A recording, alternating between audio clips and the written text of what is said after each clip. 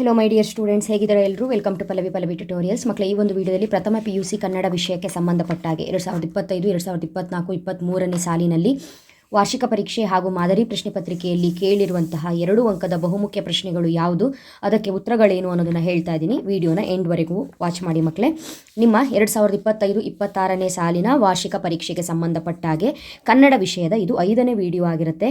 ನಾನಿವಾಗ ಏನು ಹೇಳಿದೆ, ಈ 3 ವರ್ಷದ ಮಾದರಿ ಪ್ರಶ್ನೆ ಪತ್ರಿಕೆಗಳು, ವಾರ್ಷಿಕ ಪರೀಕ್ಷೆ ಪ್ರಶ್ನೆ ಪತ್ರಿಕೆ ಎಲ್ಲವೂ ಸೇರಿ 5 ಪ್ರಶ್ನೆ ಪತ್ರಿಕೆಗಳು ನನ್ನ ಹತ್ರ ಇದೆ. ಅದರಲ್ಲಿರುವಂತಹ ಎಲ್ಲ 2 ಅಂಕದ ಬಹುಮುಖ್ಯ ಪ್ರಶ್ನೆಗಳು ಹಾಗೂ ಉತ್ತರಗಳನ್ನ ನಾನು ಕವರ್ ಮಾಡ್ತಾ ಇದ್ದೀನಿ.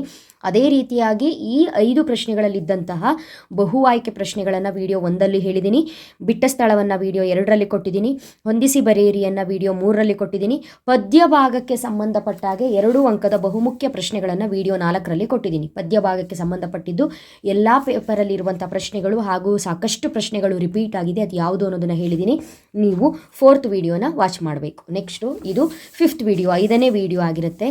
ಈ ಒಂದು ವಿಡಿಯೋದಲ್ಲಿ ಗದ್ಯ ಭಾಗಕ್ಕೆ ಸಂಬಂಧಪಟ್ಟಂತಹ 2 ಅಂಕದ ಬಹುಮುಖ್ಯ ಪ್ರಶ್ನೆಗಳು ಯಾವುದು, ಅದಕ್ಕೆ ಉತ್ತರಗಳೇನು ಅನ್ನೋದನ್ನು ಹೇಳ್ತಾ ಇದ್ದೀನಿ. ಗದ್ಯ ಭಾಗದ ಪ್ರಶ್ನೆಗಳು. ಗದ್ಯ ಭಾಗದಲ್ಲಿ ನಿಮಗೆ 4 ಪ್ರಶ್ನೆಗಳನ್ನ ಕೊಟ್ಟಿರ್ತಾರೆ. ಯಾವುದಾದ್ರೂ 2 ಪ್ರಶ್ನೆಗಳನ್ನ ಬರೆದ್ರೆ ಸಾಕು. ಆದರೂ ಕೂಡ ಬಹುಮುಖ್ಯ ಪ್ರಶ್ನೆಗಳು ಯಾವುದಿದೆ ಅಷ್ಟಕ್ಕೂ ಉತ್ತರವನ್ನು ಹೇಳಿರ್ತೀನಿ, ನೋಡ್ಕೊಳ್ಳಿ ಆಯಿತಾ. ರಾಗಿಯಲ್ಲಿ ಯಾವ ರೋಗಗಳನ್ನು ತಡೆಯಬಲ್ಲ ಗುಣವಿದೆ ಅಂತ ಕೇಳಿದ್ದಾರೆ. ರಾಗಿಯಲ್ಲಿ ಹೃದಯ ಬೇನೆ ಮತ್ತು ಕ್ಯಾನ್ಸರ್ ರೋಗಗಳನ್ನು ತಡೆಯಬಲ್ಲ ಗುಣವಿದೆ. ರಕ್ತದಲ್ಲಿನ ಸಕ್ಕರೆ ಅಂಶ ನಿಯಂತ್ರಿಸುತ್ತದೆ. ಪ್ರತ್ಯಾಮ್ಲೀಯ ಗುಣ ಇರುವುದರಿಂದ ದೇಹಕ್ಕೆ ತಂಪು. ರಾಗಿಯಲ್ಲಿನ ಕ್ಯಾಲ್ಸಿಯಂ ಬೆಳೆವ ಮಕ್ಕಳಿಗೆ ಟಾನಿಕ್ ಇದ್ದಂತೆ. ಮಹಾನ್ ವ್ಯಕ್ತಿಗಳ ದರ್ಶನ ಅರ್ಥವಾಗುವುದು ಹೇಗೆ? ಮಹಾನ್ ವ್ಯಕ್ತಿಗಳ ದರ್ಶನ ಅರ್ಥವಾಗಲು ಅವರ ಹುಟ್ಟೂರನ್ನು, ಅವರ ಮನೆಯನ್ನೇ ನೋಡಬೇಕೆಂದಿಲ್ಲ. ಅವರ ಕೃತಿಗಳನ್ನು ಓದಿದರೆ ಸಾಕು, ದರ್ಶನ ಅರ್ಥವಾಗುತ್ತದೆ.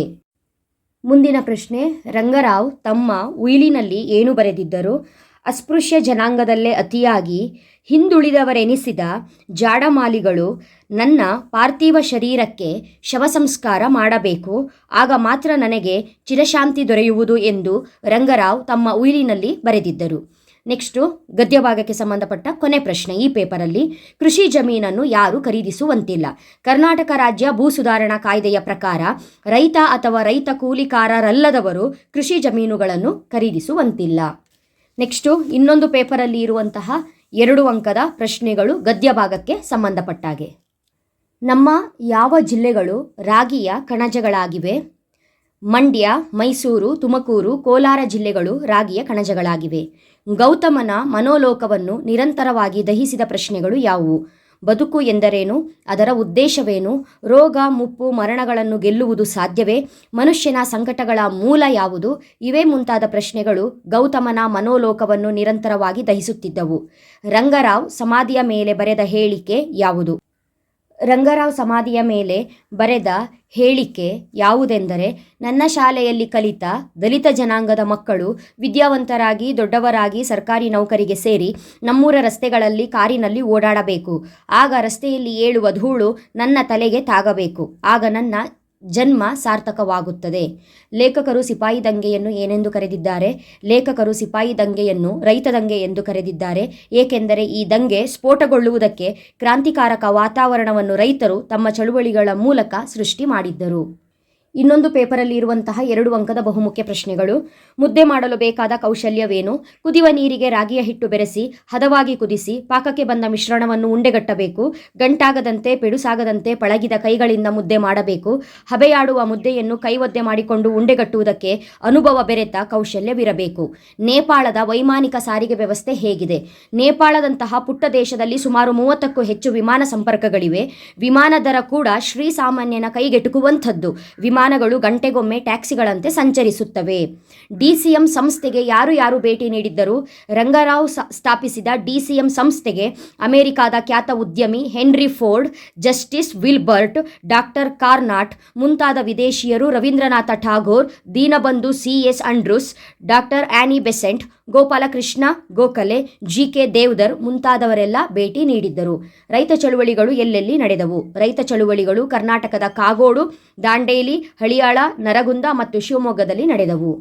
ಇನ್ನೊಂದು ಪೇಪರಲ್ಲಿರುವಂತಹ 2 ಅಂಕದ ಪ್ರಶ್ನೆಗಳು. ರಾಗಿಯಲ್ಲಿ ಯಾವ ಯಾವ ರೋಗಗಳನ್ನು ತಡೆಯಬಲ್ಲ ಗುಣವಿದೆ? ಇದು ಆಲ್ರೆಡಿ ಆಗಿದೆ, ರಿಪೀಟು. ಮಹಾನ್ ವ್ಯಕ್ತಿಗಳ ದರ್ಶನ ಅರ್ಥವಾಗುವುದು ಹೇಗೆ? ಇದು ಆಗಿದೆ. ಸಾಮಾಜಿಕ ಸುಧಾರಣಾ ಚಳುವಳಿಯ ಪ್ರಮುಖ ನಾಯಕರನ್ನ ಹೆಸರಿಸಿ ಅಂತ ಇದೆ. ಸಾಮಾಜಿಕ ಸುಧಾರಣಾ ಚಳುವಳಿಯ ಪ್ರಮುಖ ನಾಯಕರೆಂದರೆ ಮಹಾತ್ಮ ಜ್ಯೋತಿಬಾ ಫುಲೆ, ಶಾಹು ಮಹಾರಾಜ್, ನಾರಾಯಣ ಗುರು, ನಾಲ್ವಡಿ ಕೃಷ್ಣರಾಜ ಒಡೆಯರ್, ಮಹಾತ್ಮ ಗಾಂಧಿ, ಬಾಬಾ ಸಾಹೇಬ್ ಅಂಬೇಡ್ಕರ್ ಮೊದಲಾದವರು.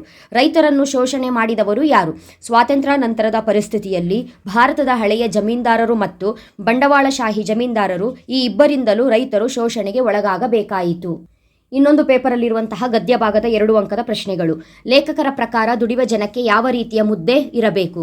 ದುಡಿವ ಜನಕ್ಕೆ ಗೋಡೆಗೆಸೆದರೆ ಪುಟಿಯುವ ಚೆಂಡಿನಂಥ ಗಟ್ಟಿ ಮುದ್ದೆಯೇ ಬೇಕು, ಏಕೆಂದರೆ ಅದು ಜೀರ್ಣವಾಗಲು ಹೆಚ್ಚು ಸಮಯ ತೆಗೆದುಕೊಳ್ಳುತ್ತದೆ. ನೇಪಾಳದ ವೈಮಾನಿಕ ಸಾರಿಗೆ ವ್ಯವಸ್ಥೆ ಹೇಗಿದೆ? ರಿಪೀಟು. ರಂಗರಾವ್ ತಮ್ಮ ಉಯಿಲಿನಲ್ಲಿ ಏನು ಬರೆದಿದ್ದರು? ರಿಪೀಟು. ರೈತರನ್ನು ಶೋಷಣೆ ಮಾಡಿದವರು ಯಾರು? ರಿಪೀಟ್. ಇನ್ನೊಂದು ಪೇಪರಲ್ಲಿರುವಂತಹ 2 ಅಂಕದ ಪ್ರಶ್ನೆ. ಯಾವ ಕಾರಣದಿಂದ ಕ್ಯಾಂಟೀನ್ ರಸಮಯ ಸನ್ನಿವೇಶಗಳ ರಂಗಸ್ಥಳವಾಗಿತ್ತು? ವಿಶ್ವಕಪ್ ಪಂದ್ಯಾವಳಿ ಜರ್ಮನಿಯಲ್ಲಿ ನಡೆಯುತ್ತಿದ್ದಾಗ ಕ್ಯಾಂಟೀನ್ನಲ್ಲಿ ರಾಗಿ ಬಾಲ್ ಮೆನು ಫಲಕದಲ್ಲಿತ್ತು. ಈ ರಾಗಿ ಬಾಲ್ಗಳನ್ನು ತಟ್ಟೆಯಲ್ಲಿ ಇಟ್ಟುಕೊಂಡು ತುಟಿ ಬಣ್ಣ ಕೆಡದಂತೆ ಚಮಚೆಯಲ್ಲಿ ತಿನ್ನುವ ಚೆಲುವೆಯರು ಇಡೀ ಮುದ್ದೆಯನ್ನು ಒಮ್ಮೆಗೆ ಎತ್ತಿಕೊಂಡು ತಿನ್ನುವ ಚೆನ್ನಿಗರ ಕಾರಣದಿಂದ ಕ್ಯಾಂಟೀನ್ ರಸಮಯ ಸನ್ನಿವೇಶಗಳ ರಂಗಸ್ಥಳವಾಗಿತ್ತು. ಗೌತಮನ ಮನೋಲೋಕವನ್ನು ನಿರಂತರವಾಗಿ ದಹಿಸಿದ ಪ್ರಶ್ನೆಗಳು ಯಾವುವು? ಇದು ರಿಪೀಟ್ ಆಗಿದೆ, ಆಲ್ರೆಡಿ ಹೇಳಿದ್ದೀನಿ. ರಂಗರಾವ್ ಸಮಾಧಿಯ ಮೇಲೆ ಬರೆದ ಹೇಳಿಕೆ ಯಾವುದು? ಇದು ಕೂಡ ರಿಪೀಟ್ ಆಗಿದೆ. ರಾಸಾಯನಿಕಗಳನ್ನು ತಿಂದು ಬೆಳೆಯುವ ಪ್ರಾಣಿಗಳಿಗೆ ಯಾವ ರೋಗಗಳು ಬರುತ್ತವೆ? ರಾಸಾಯನಿಕಗಳನ್ನು ತಿಂದು ಬೆಳೆಯುವ ಪ್ರಾಣಿಗಳಿಗೆ ಕ್ಯಾನ್ಸರ್, ಲ್ಯೂಕೋಸಿಸ್, ಹಂದಿಜ್ವರ ಇತ್ಯಾದಿ ರೋಗಗಳು ಬರುತ್ತವೆ. ಇದಿಷ್ಟು ಕೂಡ ಗದ್ಯ ಭಾಗಕ್ಕೆ ಸಂಬಂಧಪಟ್ಟಂತಹ 2 ಅಂಕದ ಬಹುಮುಖ್ಯ ಪ್ರಶ್ನೆ ಹಾಗೂ ಉತ್ತರಗಳು. ಸೊ ಕಂಟಿನ್ಯೂಸ್ ಆಗಿ ವೀಡಿಯೋಸ್ಗಳನ್ನ ನೋಡಿದವರಿಗೆ ಗೊತ್ತಾಗಿರುತ್ತೆ ಯಾವ್ಯಾವ ಪ್ರಶ್ನೆಗಳು ರಿಪೀಟ್ ಆಗಿದೆ, ಯಾವುದು ಇಂಪಾರ್ಟೆಂಟ್ ಅನ್ನೋದು ಗೊತ್ತಾಗುತ್ತೆ. ಅಲ್ಲಿಗೆ ಪದ್ಯ ಭಾಗದ 2 ಅಂಕದ ಪ್ರಶ್ನೆಗಳು ಮುಗಿತು, ಗದ್ಯ ಭಾಗದ 2 ಅಂಕದ ಪ್ರಶ್ನೆಗಳು ಕೂಡ ಮುಗಿತು.